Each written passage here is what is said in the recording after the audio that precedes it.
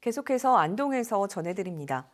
내년 지방선거에서 경북의 광역의원 숫자가 줄어들 것이란 전망이 나오고 있습니다. 김한수 경상북도의회 행정보건복지위원장을 만나 이런 전망이 나오는 이유와 개선 대책 등에 대해 들어봤습니다. 이종영 기자입니다. 김하수 경상북도의회 행정복지위원장 모셨습니다. 위원장님 안녕하세요. 네, 안녕하십니까. 내년 지방선거에서 경상북도 의원 숫자가 줄어들 수 있다는 전망이 나옵니다. 어떻습니까?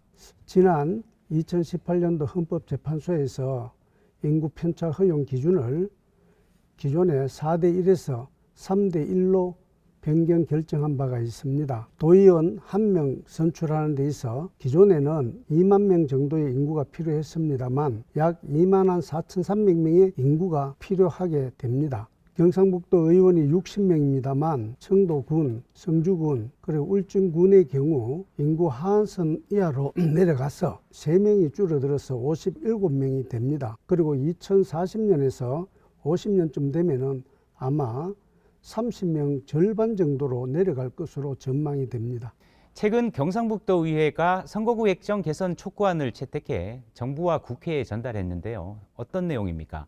예, 이번 헌법재판소의 결정은 인구 비례의 원칙에 따라서 아마 표의 그 대가성을 강화한 측면이 매우 깊습니다. 그러다 보니 공직선거법에 보면 선거구 획정에 있어서 인구 수뿐만 아니라 행정구역, 면적, 그리고 생활권 등 인구의 대표성, 특성을 고려하라고 규정되어 있습니다만 농어촌 지역의 주민의 참정권과 대표성을 강화한 측면이 매우 많습니다. 강력의원 숫자는 줄어들게 되고 주민의 대표성은 없어지게 되다 보니 지역 주민의 권리와 이익을 대표할 수가 없게 되는 모순이 오게 된다는 것입니다. 그래서 의원들이 중지를 모아서 국회에 또 헌법재판소에 다양한 정부에다가 건의를 재촉하였습니다. 그렇다면 개선 대책 무엇이라고 보십니까? 정부와 국회는 농어촌 지역의 인구 감소 그리고 특수한 여건들을 고려해서 합리적인 의원 정수가 배분되어야 할 것이고 무엇보다도 공직선거법상 특례 조항을 신설하여야 될 것입니다. 그동안 강력 의원들이 지방의회의 대표성을 가지고 지역 주민의 이익을 대변해 왔습니다. 저희들 경북도만 강력의원 수가 줄어드는 것이 아닙니다. 전남, 충북, 충남 등 다른 강력의회도 숫자가 줄어들기 때문에 도의회 의장님들과 강력도의 의원들 간의 연대를 통해서 우리들의 목소리가 정계특위에 전달될 수 있도록 노력하겠습니다. 위원장님 오늘 감사합니다. 네, 감사합니다. 정부가 주도하는 도심항공교통 팀코리아에 경상북도가 합류했습니다.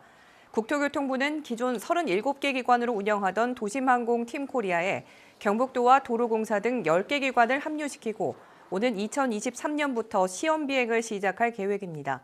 이에 따라 경북은 도심항공교통 실증 특구 조정과 부품 운영체계 개발 등 관련 사업 추진에 탄력을 받게 됐습니다.